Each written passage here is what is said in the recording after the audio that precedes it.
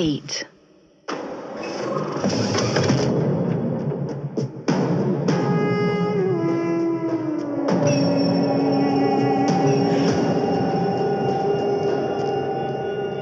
सखी, ये शब्द सुनते ही अंजलि दरवाजे से पीछे हट गई।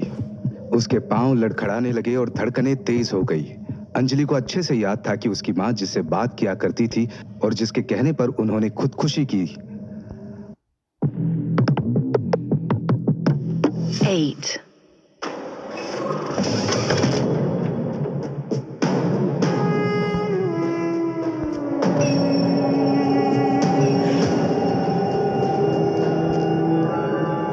वृंदा की धमकी से देव अंदर ही अंदर डरा हुआ था, लेकिन वो अंजलि को कुछ भी बताकर परेशान नहीं करना चाहता था। अंजलि के हाथ पर हाथ रखते हुए देव ने बस इतना कहा, मैं तुम्हें कुछ नहीं होने दूंगा। कि तभी अंजलि ने देव की तरफ गुस्से से देखा। अंजलि की आंखों से खून टपक रहा था। वो वृंदा की आवाज में बोली, तू बचाएगा इसे? तू पहले खुद को तो बचा ले। देव ने फौरन ही कार रोक दी। कार के अचानक रुकते ही अंजलि ने देव की तरफ देखा। अब उसकी आंखों से खून नहीं टपक रहा था। क्या हुआ देव? कुछ नहीं, वो मुझे लगा कि कुछ नहीं, छोड़ो, देव ने हड़बड़ाते हुए कहा और कार स्टार्ट कर दी। कुछ देर बाद देव की कार रिसोर्ट ड्रीमलैंड के गेट के पास आकर रुकी। तब देव का कजिन शिवम वहीं गेट पर था। शिवम देव के बड़े पापा का बेटा है। उम्र में वो देव से करीब 10 बरस बड़ा होगा। देव को देखते ही वो खुश हो गया और गले लगते हुए बोला, कैसा है छोटे? मैं अच्छा हूं भाई, आप कैसे हैं? देव ने पूछा। जवाब में मुस्कुराते हुए शिवम बोला, हम तो बहुत खुश हैं क्योंकि तुमने हमारी और अपने दोस्तों की बात मान ली और अपना जन्मदिन सेलिब्रेट करने के लिए तुम यहाँ पर आ गए। बहुत वक्त हो गया था तुमको देखे हुए और तुमसे एक जरूरी बात भी करनी थी। जरूरी बात? किस बारे में? बता देंगे, इतना भी कुछ जरूरी नहीं है। कभी अपने दोस्तों से तो मिलवाओ। शिवम ने बात बदलते हुए कहा। देव ने शिवम को अंजलि और निखिल से मिलवाया। इसके बाद वो सब रिसोर्ट के अंदर आ गए। तुम लोग सफर करके थक गए होंगे, अब कुछ देर आराम कर लो, फिर रात में सब मिलकर खूब पार्टी करेंगे, ठीक है? शिवम ने कहा। सबने उसकी हाँ में हाँ मिला दी। यहाँ रिसोर्ट में देव और निखिल का कमरा ग्राउंड फ्लोर पर था और अंजलि का कमरा फर्स्ट फ्लोर पर। देव चाहता था कि वो अंजलि के साथ एक ही कमरे में रहे, लेकिन शिवम के सामने वो कुछ बोल नहीं पाया। देव अपने बड़े भाई से थोड़ा झिझकता था क्योंकि शिवम थोड़ा पुराने ख्यालों का है और उसका गुस्सा भी बड़ा तेज है। एक बार गुस्सा आने पर शिवम भूल जाता है कि जो सामने है वो अपना है या पराया। रिसोर्ट में काम करने वाले बिशन काका ने देव और निखिल का सामान एक ही कमरे में रख दिया। सारा सामान रखने के बाद बिशन काका बिस्तर पर लेटे हुए निखिल को अपनी बड़ी बड़ी आंखों से देखते हैं और अपने गहरी सी आवाज के साथ बोलते हैं, साहिब, हमारे इस रिसोर्ट के पास दक्षिण दिशा में एक घना जंगल है। अंधेरा होने के बाद उस जंगल में। काका अपनी पूरी बात करते उससे पहले ही निखिल एक्साइटेड होते हुए बोला, अरे वाह, यहाँ आसपास में जंगल भी है। बड़ी सही जगह है यार ये तो। अच्छा काका, ये बताइए कि उस जंगल में कोई शेर वेर भी है क्या? निखिल के सवाल पर बिशन काका दक्षिण दिशा में खुलने वाली खिड़की के बाहर देखते हुए बोले, साहिब, वो जंगल कोई आम जंगल नहीं है। वहां शेर तो क्या, 1.25 शेर भी मिल जाएगा। लेकिन दुआ कीजिए कि ऐसा कभी ना हो, क्योंकि ऐसा हुआ तो आपकी गिनती भी उन लोगों में होगी जो जंगल में गए तो थे लेकिन आज तक लौटे नहीं। बिशन काका की बात सुनकर निखिल सहम सा गया। उसने आगे एक शब्द नहीं कहा। बिशन काका कुछ देर तक खिड़की के बाहर ही देखते रहे। देव ने अपना बैग उठाते हुए उनकी आंखें देखी। दोनों आंखों में नमी थी। आप ठीक तो है ना? बिशन काका के कंधे पर हाथ रखते हुए देव ने पूछा। बिशन काका बिना कुछ कहे तेज कदमों के साथ कमरे से बाहर निकल गए। उनके जाते ही निखिल धीरे से बोला, यार ये काका थोड़ा अजीब नहीं है? ये जंगल के बारे में बता रहे थे या हमको डरा रहे थे। देव कुछ कहता इससे पहले ही बिशन काका की आवाज निखिल के कानों में पड़ी। डरा नहीं रहा, समझा रहा हूँ। अंधेरा होने के बाद भूल कर भी उस जंगल में मत जाना। इतना कहकर बिशन काका जाने लगे। तभी देव के एक सवाल ने उन्हें रोक दिया। ऐसा क्या है उस जंगल में जो आप हमें पहले से ही आगाह कर रहे हैं? दरवाजे पर खड़े हुए काका ने पहले तो यहाँ वहां देखा, फिर वो देव की तरफ देखते हुए गंभीर लहजे में बोले, उस जंगल में सिर्फ जंगली जानवर नहीं रहते, वहां रहती हैं इंसानों के खून की प्यासी जंगली आत्माएं।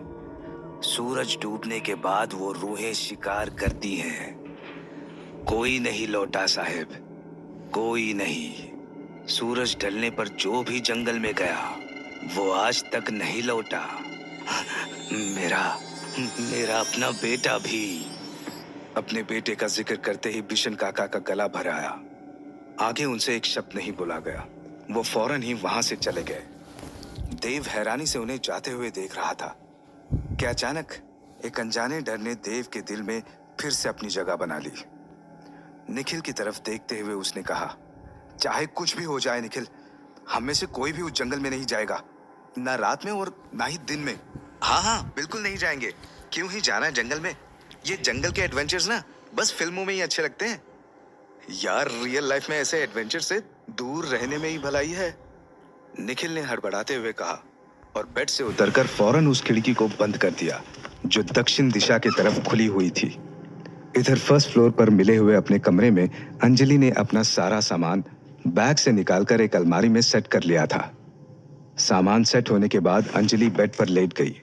उसे बहुत जोर की नींद आ रही थी, लेकिन जैसे ही अंजलि ने आंखें बंद की, उसे फिर से वही निशान दिखा। काले कपड़े पर सफेद रंग से बनी एक खोपड़ी का निशान। अंजलि फौरन ही उठकर बैठ गई। उस निशान को फिर से देखकर अंजलि की सांसें तेज हो गई। उसने टेबल से पानी की बोतल उठाई, थोड़ा सा पानी पिया और कुछ देर बाद वापस से लेट गई। हिम्मत करके अंजलि ने फिर से आंखें बंद की और इस बार उसे वो निशान नहीं दिखा। ओह, थैंक गॉड। अंजलि ने धीरे से कहा और राहत की सांस ली। लेकिन अगले ही पल कुछ ऐसा हुआ कि अंजलि के होश उड़ गए। अंजलि को अचानक से लगा कि अभी कोई आकर उसके बेड पर बैठा है, लेकिन कमरे का दरवाजा तो अंदर से बंद था। फिर कोई अंदर कैसे आ सकता है? अंजलि आंखें खोलने ही वाली थी कि तभी एक जानी पहचानी आवाज उसके कानों में पड़ी। शाम हो गई है बच्चे, इस वक्त नहीं सोते, नहीं तो किस्मत रूठ जाती है। ये अंजलि की माँ की आवाज थी। माँ की आवाज सुनते ही अंजलि ने आंखें खोली, लेकिन कमरे में माँ कहीं नहीं थी। ये तो माँ की आवाज थी, लेकिन कैसे?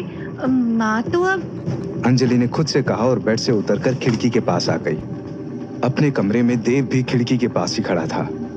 ये बिशन काका ने जंगल के बारे में जो कहा वो मुझे अंजलि को भी बता देना चाहिए, देव ने मन ही मन खुद से कहा। उधर अंजलि ने अपने कमरे की खिड़की खोल दी। जैसे ही खिड़की खुली, हवा का एक हल्का सा झोंका उसे छूकर गुजरा। अंजलि को फिर लगा कि कोई ठीक उसके पीछे खड़ा है। उसने फौरन ही खिड़की बंद कर दी और खिड़की के शीशे में देखा। अंजलि के ठीक पीछे उसकी माँ खड़ी थी। माँ! अंजलि ने हैरानी से कहा और पीछे मुड़ी, लेकिन माँ वहां नहीं थी। अंजलि को लगा कि वो सपना देख रही है, लेकिन ये कोई सपना नहीं था, ये सब हकीकत में हो रहा था। अंजलि ने फिर एक बार खिड़की के शीशे में देखा। इस बार माँ उसे नहीं दिखी, लेकिन माँ की आवाज उसके कानों में फिर से पड़ी। हाँ, अब और नहीं होता मुझसे। थक चुकी हूँ मैं इस जिंदगी से, इस जिंदगी के झमेलों से। सखी सही कहती थी, जब तक सामने रहोगी तो कोई कदर नहीं करेगा, जब नहीं रहोगी ना तभी अकल आएगी सबको। ये सुनते ही अंजलि जमीन पर बैठ गई। उसके आंखों के सामने फिर से अतीत का वो दृश्य आ गया जिसे वह हमेशा के लिए भुला देना चाहती है, लेकिन चाह कर भी भूल नहीं पाती। माँ के कमरे का दरवाजा अंदर से बंद था। बहुत देर तक दरवाजा नहीं खुला तो अंजलि के पिता ने पड़ोसियों के साथ मिलकर दरवाजा तोड़ा था। माँ को ढूंढती हुई अंजलि कमरे में आई तो माँ उसे पंखे से लटकती हुई मिली। क्यों माँ? क्यों? क्यों किया आपने ऐसा?